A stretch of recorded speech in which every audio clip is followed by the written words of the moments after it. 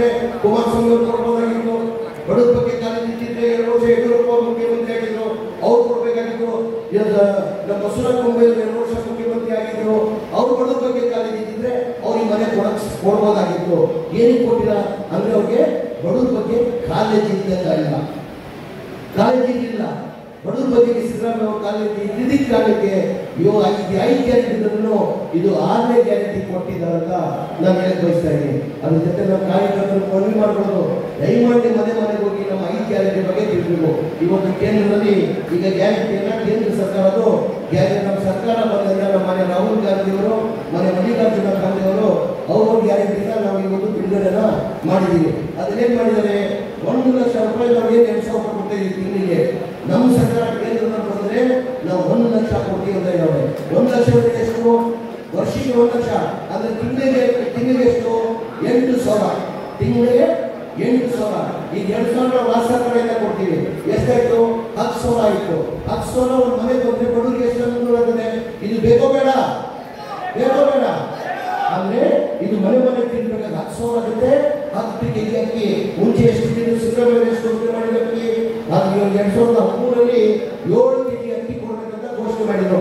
ಆಮೇಲೆ ಸಮ್ಮಿಶ್ರ ಸರ್ಕಾರ ಬಂತು, ಬಿಜೆಪಿ ಸರ್ಕಾರ ಬಂದಾದ್ಮೇಲೆ 7 ಕೆಜಿ ಅಕ್ಕಿಗೆ ಎಷ್ಟು ಮಾಡಿಬಿಟ್ರು?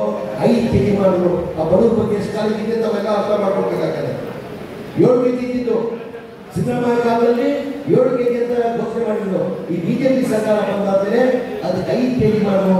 ನಮ್ಮ ಸರ್ಕಾರ ಬಂದ್ರೆ 10 ಕೆಜಿ ಕೊಡ್ತೀವಿ ಅಂತ 10 ಕೆಜಿ ಅಕ್ಕಿಯನ್ನ ಕೊಡ್ತಾ ಇದ್ದೀವಿ. ಒಂದೊಂದು ಮನೆಗೆ 10,000 ತಿಂಗಳಿಗೆ ಸಿಕ್ಕಿ, ಅಕ್ಕಿ 10 ಕೆಜಿ ಸಿಕ್ಕಿ, ಎಲ್ಲ ಬಸ್ಸಲ್ಲಿ ಫ್ರೀ ಅಡ್ಡಾಡಿ, ಆಮೇಲೆ 200 ಯೂನಿಟ್ ಕರೆಂಟ್ ಫ್ರೀ. ಇಷ್ಟೆಲ್ಲ ನಮ್ಮ ಮನೆಗೆ ಎಷ್ಟು ಅನುಕೂಲ ಆಗ್ತದೆ.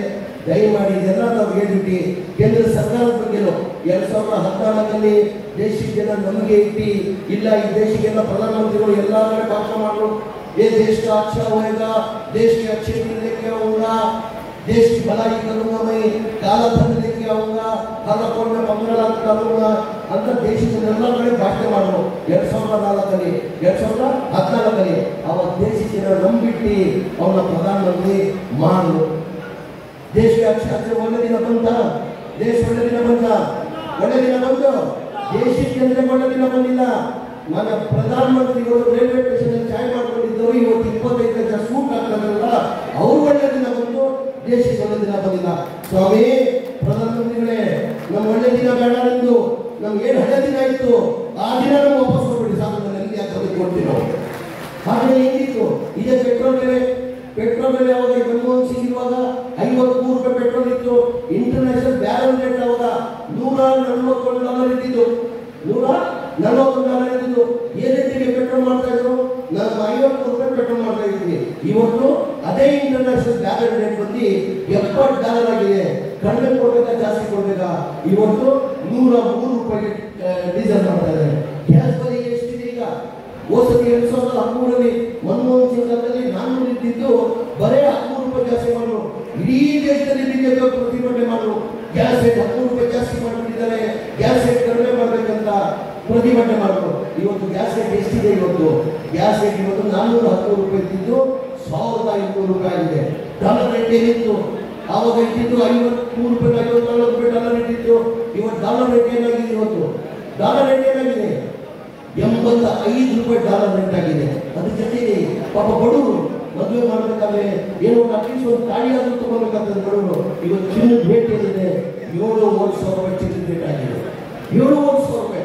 ಈಗ ಬಡವರು ಮದುವೆ ಬೇಕಾದ್ರೆ ಕನಿಷ್ಠ ಒಂದು ತಾಳಿ ಆದ್ರೂ ತಗೋಬೇಕು. ಅವರು ಆ ತಾಳಿ ತಗೊಳ್ಳೋ ಒಂದು ಶಕ್ತಿ ಆಗಲ್ಲ.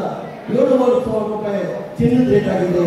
ಹಾಗಾಗಿ ಇದೆಲ್ಲ ನಾವು ಇದನ್ನೆಲ್ಲ ಗಮನಕ್ಕೆಲ್ಲ ತಂದು ದಯಮಾಡಿ ದೇಶದಲ್ಲಿ ನಾನು ಎಲ್ಲ ಕಡೆ ಪ್ರವಾಸ ಮಾಡ್ತೀನಿ. ಮೊನ್ನೆ ಕೇರಳ ಹೋಗಿ ಬಂದೆ, ನಾನು ತೆಲಂಗಾಣ ಹೋಗಿ ಬಂದೆ, ಮಾನಸಾಗಿ ಈಗ ಕನಿಷ್ಠ ಹೋಗ್ಬೇಕಾಗ್ತದೆ. ಇಡೀ ಕರ್ನಾಟಕದಲ್ಲಿ ಕನಿಷ್ಠ ನಾನು 15 ಪಾರ್ಲಿಮೆಂಟ್ ಕ್ಷೇತ್ರದಲ್ಲಿ ಹೋಗಿದ್ದೀನಿ. ಎಲ್ಲ ಒಂದು ಕಡೆ ಜನ ಬಯಸ್ತಾ ಇದ್ದಾರೆ, ಇಲ್ಲ ಇದು ದೇಶ ಒಳ್ಳೆದಾಗಿದ್ದಾರೆ, ಅದು ಕಾಂಗ್ರೆಸ್ ಪಕ್ಷ ಸಾಧ್ಯ ಅಂತ ಜನ ಬಯಸ್ತಾರೆ. ಯಾರು ಮಾಧ್ಯಮ ಸ್ಟೇಟ್ಮೆಂಟ್ ಕೊಟ್ಟಿಲ್ಲ, ಯಾರು ನಿರೀಕ್ಷೆ ಇರಲಿಲ್ಲ. 2023ರಲ್ಲಿ ಕಾಂಗ್ರೆಸ್ ಪಕ್ಷಕ್ಕೆ 136 ಸೀಟ್ ಬರ್ತಂತ ಈ ಮಾಧ್ಯಮದಲ್ಲಿ ಯಾರೂ ನಿರೀಕ್ಷೆ ಇರಲಿಲ್ಲ. ಇವತ್ತು ಅವತ್ತು ನಾನು ಚುನಾವಣೆ ಪ್ರಚಾರದಲ್ಲಿ ಪ್ರಜಾಧ್ವನಿ ಯಾತ್ರೆ ಅಂತ ನನ್ನ ನಾಯಕರಾದಂಥ ಮುಖ್ಯಮಂತ್ರಿಗಳ ಜೊತೆ ನಾನು ಪ್ರಚಾರಕ್ಕೆ ಹೋಗುವಾಗ ಜನಗಳು ಆ ವಾತಾವರಣ ನೋಡಿ ನಮ್ಮ ಮಾಧ್ಯಮ ಸ್ನೇಹಿತರಿಗೆ ಹೇಳಿದೆ ನಾನು, ಸರ್ ಕನಿಷ್ಠ ನಾವು 130 ಮೇಲೆ ಬರ್ತೀವಿ, ಏನಾದ್ರೆ ಜನಗಳದು ಹಂಗಿತ್ತು ಕಾಣ್ತಾ ಇದ್ದೇನೆ ಮುಂದೆ.